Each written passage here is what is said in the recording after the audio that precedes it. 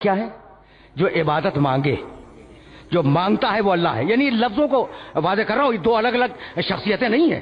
جو عبادت مانگے وہ اللہ، جو نعمت دے وہ رب. بس سمجھ میں آ گئی بات؟ دیکھو رب کی اہمیت سمجھنا. ربنا الذی اعطی کل شیء. رب پہلا سورہ کیا ہے؟ اقرا بسم ربک الذی خلق.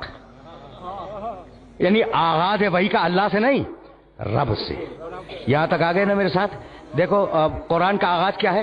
بسم اللہ الرحمن الرحیم الحمدللہ رب العالمین. دیکھو رب کی اہمیت سمجھ رہے ہو؟ رب کی اہمیت سمجھ میں آ رہی نا؟ اچھا اب قرآن کا اختتام کیا ہے؟ یہ تو آغاز ہے نا، الحمدللہ رب العالمین. قرآن کا آخری سورہ کیا ہے؟ بسم اللہ الرحمن الرحیم قل اعوذ برب الناس. تو آغاز میں بھی ربوبیت. بھائی اس طریقے سے سمجھنے کی کوشش کرو تو پھر میں ذرا آگے بڑھ جاؤں گا اور تمہیں ایک بڑے عجیب و غریب مرحلے تک لے جاؤں گا. تو قرآن شروع ہوا رب العالمین، قرآن ختم ہوا رب الناس. یہ ہے اہمیت ربوبیت کی. ربوبیت کے معنی نعمتیں دینا، پالنا، ناقص سے کامل بنانا. ٹھیک ہے نا؟ اللہ کے معنی جو سجدے مانگے. عجیب بات یہ ہے کہ جب انبیاء نے دعائیں مانگی تو اے اللہ کہہ کے نہیں مانگی، اے رب.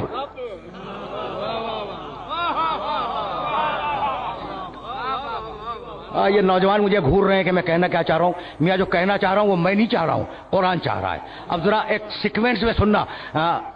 آدم نے دعا مانگی، نوح نے مانگی، ابراہیم نے مانگی، سب نے مانگی. اے اللہ نہیں، اے رب. آدم کہنے لگے ربنا ظلمنا انفسنا وَإِن لَّمْ تَرْحَمْنَا وَتَغْفِرْ لَنَا لَنَكُونَنَّ مِنَ الْخَاسِرِينَ. ربنا، اے میرے رب غلطی تو ہو گئی. نوح کہنے لگے رب لا تذر علی الارض من الکافرین دیارا. اے رب روئے زمین سے ہر کافر کو چن چن کے ہلاک کر دے. ابراہیم نے کہا رب حبلی حکمن والحقنی بالصالحین. اے رب مجھے نبوت دے دے. موسیٰ نے کیا کہا؟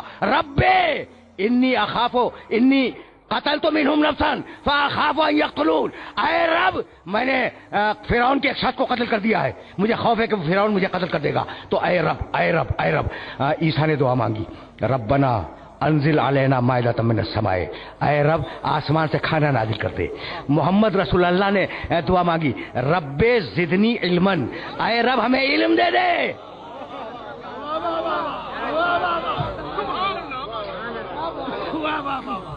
بھائی یہاں تک میرے ساتھ آ گئے؟ بہت آرام سے آئے ہو نا؟ رب ادخلنی مدخل صدق واخرجنی مخرج صدق. رب اے اللہ نہیں. تو یہ رب سے کیوں دعا مانگی انبیاء نے؟ اس لیے کہ رب کہتے ہیں نعمت دینے والے کو. ٹھیک ہے بھائی توجہ رکھنا. اس لیے کہ میں بڑے نازک مرحلے پہ لے آیا، اور اگر یہ بات واضح ہو گئی تو میری محنت سوارت ہو گئی. اے اللہ نہیں، اے رب. رب کہتے ہیں نعمت دینے والے کو.